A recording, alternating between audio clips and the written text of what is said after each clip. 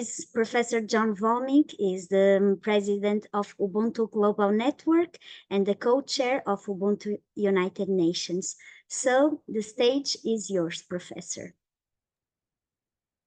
Thank you, Maria, and thank you, Francisco, for that inspirational vision and making us aware of our own responsibility to save the planet. I want to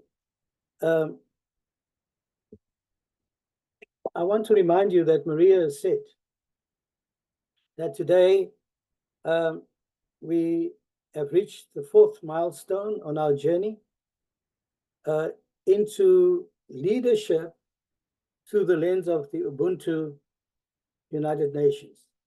And it's a good time to briefly reflect on our journey thus far before I make a few comments on our theme for today, which is Ubuntu Lives, Civic Courage. Firstly, I want to say some of the things that we picked up on our journey is that if we are guided by the Ubuntu pillars of self-knowledge and self-confidence and empathy and resilience and service, we can learn new ways of leading. We need new ways of leading this world. And as Moses has said, we are an intergenerational community of leaders, and we work together. And if we do work together, we can make a huge impact, I believe, on this world. But we need to take time to complete our understanding of the significance of these pillars, the 5 pillars that I've spoken about. Now, one of the things that I've become much more aware of in recent times is that if we begin, we will begin to understand through the Ubuntu lens that being a transformational leader in a community does not require the use of violence, but rather a shared commitment to an Ubuntu set of values such as dialogue and bridge building and ethic of care and servant leadership. And so we always want to see a collaborative environment, and we celebrate that because it will foster a belief in community involvement and teamwork and solidarity rather than conflict. So let me quickly get on to today's theme. Ubuntu Lives, Civic Courage. There are actually 3 intertwining themes. One is Ubuntu Lives, another one is courage, another one is civic courage, which is a specific understanding. But let me quickly make comments on those 3. Courage. Bearing in mind what Nelson Mandela said about courage. You remember he said that courage is not the absence of fear, but the triumph over it. So to be brave is not the same as not feeling scared or afraid, but it's a capacity to overcome our fear in the interest always of a bigger cause, of a more noble cause. And that's why we take the risk, as it were, because we believe in that cause. People like Nelson Mandela, Martin Luther King Jr., Mother Teresa, and many others have provided evidence that we can, through demonstrating courage, we can inspire others and bring a message of hope and strength, as we've heard from Francisco. And we can do that in our specific communities so that we can confront obstacles, and our community members can also learn how to confront obstacles in their lives and live into the opportunities that these obstacles present. So, courage. Secondly, what is civic courage? That's our theme for today, civic courage. Civic courage, in my view, is the willingness to stand up not only for your own rights, but also for the rights of others, or for a greater cause like the environment or something else. As an Ubuntu leader, it's very important that you know that you may be called upon in your community or in your sphere of influence. You may be called upon to speak truth to power, Do you have the courage to do that? You may be called upon to challenge injustice in support of and out of empathy for others and for the good of society as a whole. In other words, we always talk about the greater good. It's not about me, it's about the greater good. And it takes civic courage to advocate for the dignity and equal rights of marginalized people, those, particularly those who are disrespected in our community, for those that are denied the freedom to be participants in the choices that affect their lives. Now, we all know that the United Nations strongly supports the promotion of human rights. It strongly supports the idea of human dignity. And we agree with the United Nations, and they will actually provide the basis for us to accept that these concepts are critically important in a world that is defined by widespread disregard for human rights. So it takes civic courage to participate in peaceful protest. It takes civic courage to participate in public debate in order to defend democratic values and raise awareness of issues such as environmental injustice, as we've heard, and other abusive practices. Even though, and I want to go slowly to say, even though at times, by doing so, it may put you at risk. I just want to quickly rush to say, an Ubuntu leader, however, will never support demands that policies and practices be changed through violence or by arbitrarily removing things as our preferred mode of change. We don't support that. On the other hand, we cannot accept that civic action and transformation be viewed as the fixed privilege of the elite only. It should be the common task of all. And dialogue seeks to achieve change through reasoned persuasion, and informed consent. Don't force things, and just continue with dialogue as the preferred mode of transformation. And if you think that's not possible, listen to Mandela, who said, it may seem impossible until it's all done. So don't lose faith in the power of dialogue. And so lastly, there's Ubuntu Lives.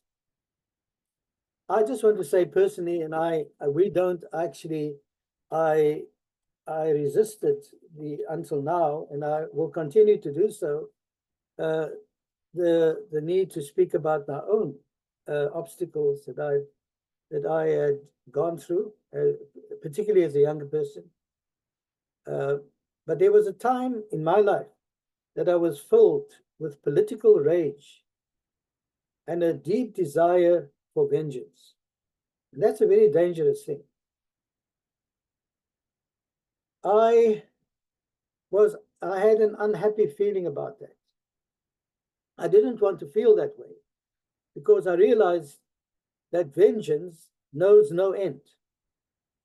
I had reason to fight violently this government where I'm sitting. But I was becoming increasingly self-destructive, and I've become increasingly bitter. But the details we don't have time to talk about, maybe another time. And when I heard from Nelson Mandela's constitution, and I quote, he says, there is a need for understanding, but not for vengeance. There is a need for reparation, but not for retaliation. There is a need for Ubuntu, but not for victimization. So I began my own journey after hearing that and seeing that in pursuit of an Ubuntu life. So there are many people who have pursued the idea of Ubuntu lives. There are a few characteristics, and I will only mention 3 or so or 4 characteristics of an Ubuntu life. That is true for me, and it may not necessarily be the priorities for you, but I doubt it whether it will contradict your beliefs. What is an Ubuntu life?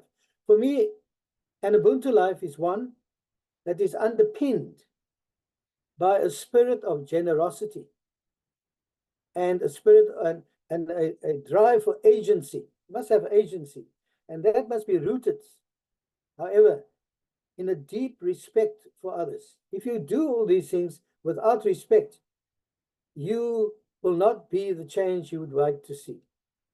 Secondly, in an Ubuntu world, we are not in the world simply to adapt to this world.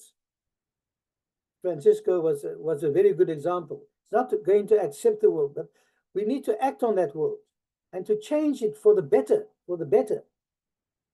And there is no ready-made world into which we are born. We can create our own world, a better world than the one that we're in.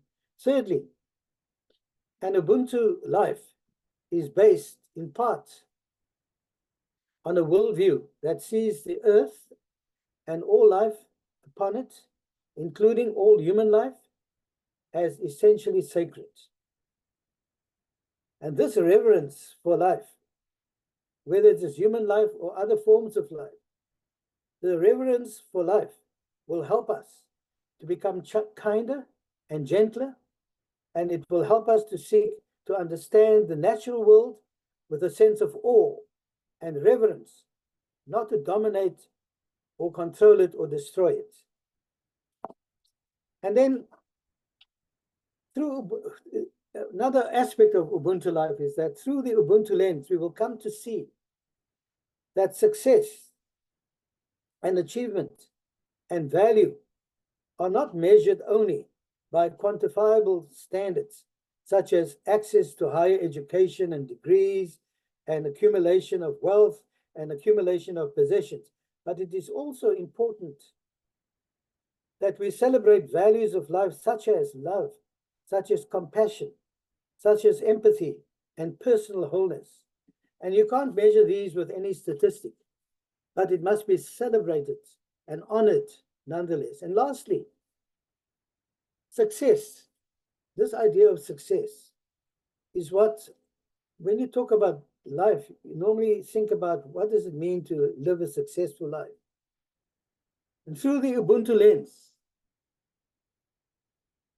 I want to put a health warning on the word success, because success is what I do for myself.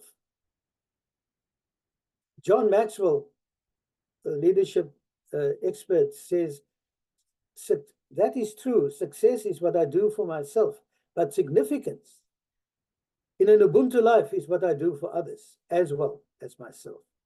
So people learn from one another, and everyone grows from that experience. And it challenges me to search for opportunities to serve my people, to innovate. We can't have true success, says Maxwell, without significance. So, for example, this seminar or the seminars that you've been attending, once you've learned something in this setting or in another setting, do you have a heart to share it with others? Or do you just hold it to yourself all the time? You don't share it with anybody. You forget about the greater good. So as I close, I want to say, as we listen to the stories, as Maria said, of Ubuntu lives, we will learn how Ubuntu life stories are expressions of generosity of spirit and a concern for others. Keep on coming back to that. And it's based on compassion for the dilemmas that others face, as we heard last week. And we have a compassion for those dilemmas and a willingness to sacrifice one's own self-interest to help others. Thank you very much.